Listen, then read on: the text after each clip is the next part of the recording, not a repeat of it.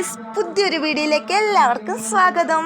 ഞങ്ങൾ ഈയിടയ്ക്കൊരു ദിവസം ഓച്ചിറ അമ്പലത്തിൽ പോയായിരുന്നു. അന്ന് വീച്ചേട്ടന് വരാൻ പറ്റിയില്ലായിരുന്നു. അതുകൊണ്ട് ഇന്നലെ വീച്ചേട്ടൻ, ഞാൻ, കല്ല്, കിച്ചൂട്ടൻ, പിന്നെ ഞങ്ങളുടെ ഒരു ചേച്ചിയും ചേച്ചിയുടെ മോള്, ഞങ്ങളെല്ലാവരും കൂടി ഓച്ചിറ അമ്പലത്തിൽ പോയി. അമ്പലത്തിൽ ചെന്നപ്പോഴത്തേനും കിച്ചൂട്ടൻ ഞങ്ങളുടെ കൈ വിട്ടു മുന്നേ പോയി തൊഴാൻ നിന്ന് കഴിഞ്ഞിട്ട് ചുറ്റിനും നോക്കുന്നുണ്ട്. കാരണം ഞങ്ങളെ ആരെയും കാണുന്നില്ല, നാലാവരിക്കും നോക്കുന്നുണ്ട്. അതുകൊണ്ട് അച്ഛൻ ക്യാമറയും കൊണ്ട് നിൽപ്പുണ്ട്, ഈ അമ്മ എവിടെ പോയി എന്നുള്ള രീതിയിൽ അവിടെ ഇവിടെ എല്ലാം നോക്കുന്നുണ്ട് പുള്ളിക്കാരൻ. അമ്മ പോന്നെങ്കിൽ പോട്ടെ, ഇനിയിപ്പം മുന്നേ അങ്ങ് നടക്കാം. പിന്നെ അങ്ങോട്ട് നടന്നു കഴിഞ്ഞപ്പം വിചാരിച്ച് അല്ലെങ്കിൽ വേണ്ട, അച്ഛൻ്റെ കയ്യെ പിടിച്ച് നടക്കാം. കാരണം അച്ഛൻ്റെ കയ്യെ പിടിച്ച് നടന്നിട്ടേ കാര്യമുള്ളൂ. ഇങ്ങനെ നടക്കുന്നുണ്ടെങ്കിലും അവിടുത്തെ മൊത്തം കടകളും ആ കടകളിലെ കളിപ്പാട്ടവുമാണ് ശ്രദ്ധിക്കുന്നത്. അതെല്ലാം കിട്ടണമെങ്കിൽ അച്ഛൻ്റെ കയ്യെ പിടിച്ച് നടക്കണമല്ലോ. അതുകൊണ്ട് അച്ഛൻ്റെ കയ്യെ പിടിച്ച് നടന്നു. പിന്നെ മുന്നേ അങ്ങ് നടന്നുപോയി. കാരണം കടകൾ നോക്കി നോക്കി അങ്ങ് നടക്കുക. എപ്പോഴാ അച്ഛാ നമ്മൾ ഇവിടെ നിന്ന് ഇറങ്ങി അപ്പുറത്തോട്ട് പോകുന്നതെന്ന് ചോദിക്കുന്നുണ്ട് ഇതിൻ്റെ ഇടയ്ക്ക്. അങ്ങനെ അവിടെ വെച്ച് ഒരു അമ്മുമ്മയെ കണ്ട്. അന്നേരം തൊട്ട് പറയുന്നുണ്ട്, അമ്മുമ്മയ്ക്ക് നമുക്ക് പൈസ കൊടുക്കണേ അച്ഛാന്ന്. അങ്ങനെ അച്ഛൻ്റെ കയ്യിൽ നിന്ന് പൈസ മേടിച്ചുകൊണ്ട് വന്ന് അമ്മുമ്മയ്ക്ക് കൊടുത്ത്.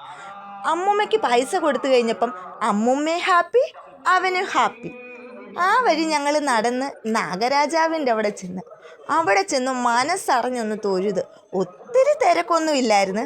ഞങ്ങൾ അവിടുന്ന് തീർത്ഥവും മേടിച്ച് ബലം വെക്കാൻ തുടങ്ങി. പക്ഷേ ഞാൻ ഒത്തിരി നാളുകൊണ്ട് വിചാരിക്കുന്നതാ, ഓച്ചിറ വരുമ്പോഴൊക്കെ അവിടെ കുറച്ച് നേരം എനിക്കും ഇരിക്കണം, മനസ്സറിഞ്ഞ് ദൈവങ്ങളോട് കാര്യങ്ങളെല്ലാം എൻ്റെ മനസ്സിലുള്ള പറയണമെന്ന്. പക്ഷേ ഇന്ന് വരെ എനിക്ക് അവിടെ ഇരിക്കാൻ പറ്റിയിട്ടില്ല. ഇനിയാണെങ്കിൽ എപ്പോഴേലും ചെല്ലുമ്പോൾ ആ ആഗ്രഹം അങ്ങ് സാധിക്കണമെന്നുള്ളതേ ഉള്ളൂ.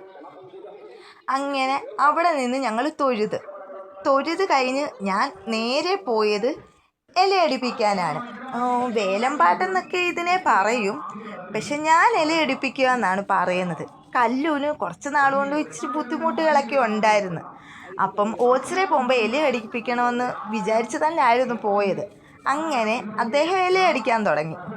അങ്ങനെ ഇലയടിച്ച് ഓരോ കാര്യങ്ങളും മന്ത്രങ്ങളും എല്ലാം പറയുന്നുണ്ടായിരുന്നു. ഇതിൻ്റെ ഇടയ്ക്ക് ഇങ്ങനെ അടിക്കുമ്പോൾ ഇങ്ങനെ അടിച്ചു കഴിയുമ്പോൾ പറയുമല്ലോ, കുഞ്ഞിനെ ഓരോ അമ്പലങ്ങളിലൊക്കെ കൊണ്ടുപോകണമെന്ന് പറഞ്ഞായിരുന്നു. ഇതിൻ്റെ ഇടയ്ക്ക് നമ്മുടെ കുഞ്ഞാറ്റയാണെങ്കിൽ ഞാനും കല്ലും കൂടി ഇരിക്കുന്ന ഫോട്ടോ എടുക്കാൻ ചേച്ചിയെന്നും പറഞ്ഞ് ഇതിൻ്റെ ഇടയ്ക്ക് ഫോട്ടോ എടുക്കാനും കയറുന്നുണ്ട്. പുള്ളിക്കാരൻ കുഞ്ഞിനെ തലയിൽ വെച്ച് തൊഴുത് ഇലയെല്ലാം അടിച്ചു കഴിഞ്ഞപ്പോൾ ഞങ്ങളോട് പറഞ്ഞു, എല്ലാ അമ്പലങ്ങളിലും പോകണം, കുഞ്ഞിനെ അമ്പലങ്ങളിൽ കൊണ്ടുപോയി കാണിക്കുന്നത് എത്രയോ നല്ലതാ, ഗുരുവായൂർ, കണ്ടിയൂർ അങ്ങനെയുള്ള അമ്പലങ്ങളിലൊക്കെ കുഞ്ഞിനെ കൊണ്ടുപോകണേന്ന് പറഞ്ഞു. അതിനു മുമ്പ് കിച്ചൂട്ടാൻ പറയുന്നുണ്ട്, അച്ഛാ എന്നെ കൂടി ഇട്ടോ അടുപ്പിക്കച്ചാന്ന്. അവനാണെങ്കിൽ ഇതൊരു രസത്തിന് എനിക്കും കയറി ഇരിക്കണമല്ലോ എന്നും പറഞ്ഞ് കല്ലൂനെ ഞാൻ അവൻ്റെ അച്ഛൻ്റെ കയ്യിലോട്ട് കൊടുത്തിട്ട് നേരെ അവനെ പിടിച്ച് മടിയിലോട്ടങ്ങ് ഇരുത്തി. അവനാണെങ്കിലോ ഇതെല്ലാം കണ്ടിങ്ങനെ ശ്രദ്ധിച്ച് പുള്ളിക്കാരൻ പറയുന്ന എല്ലാം കേട്ടിരിക്കുക.